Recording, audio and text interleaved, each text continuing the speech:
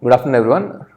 Today we have UPSC Prelims 2026 GS paper with us. So we are going through this paper. We have understood that this year the paper has been unconventional. So from the analysis of different faculties of different subjects, it seems to be on difficult side, and the cutoff for GS this year it is going probably it will go down. So it will be on the lines of 2023 or somewhere.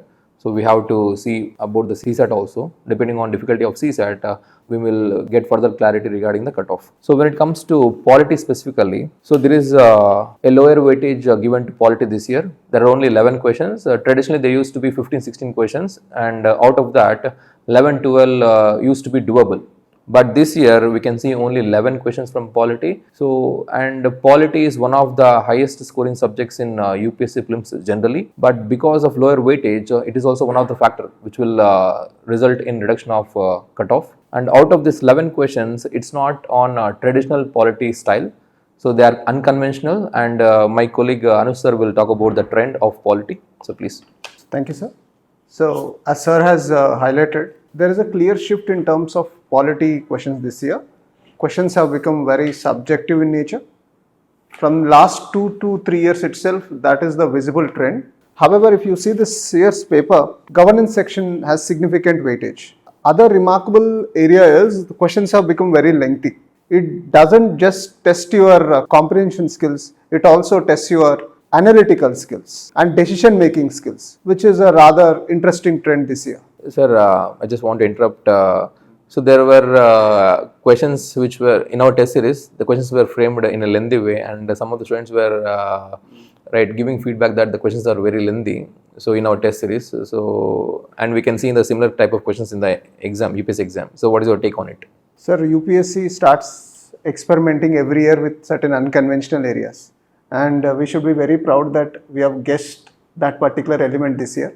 As you can see in our question papers, we deliberately ensured that the questions are lengthy. So we are proud of that part. Okay, and congrats to you on that. So for making questions elaborate, and this trend we can see in the paper, especially in polity.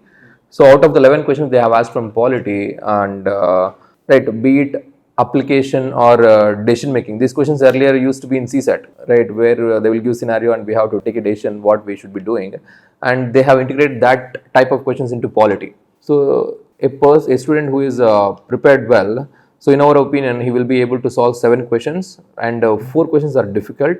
They are very factual, and unless and until you have clarity on those topics, it's very difficult to answer those 4 questions. And apart from 4, 7 are doable. So from polity, I think this year a person can score up to 12 to 14 marks, not more than that. But earlier the trend was to score up to 20-25 marks in polity.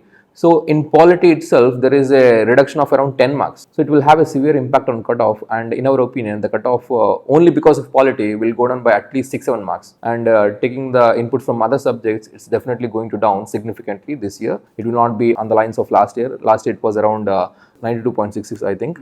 Right? I don't think it will be above 90. It will be way below 90, and especially from polity itself, there will be a reduction of around 6 to 8 marks in the cutoff. Thank you very much. Thank you.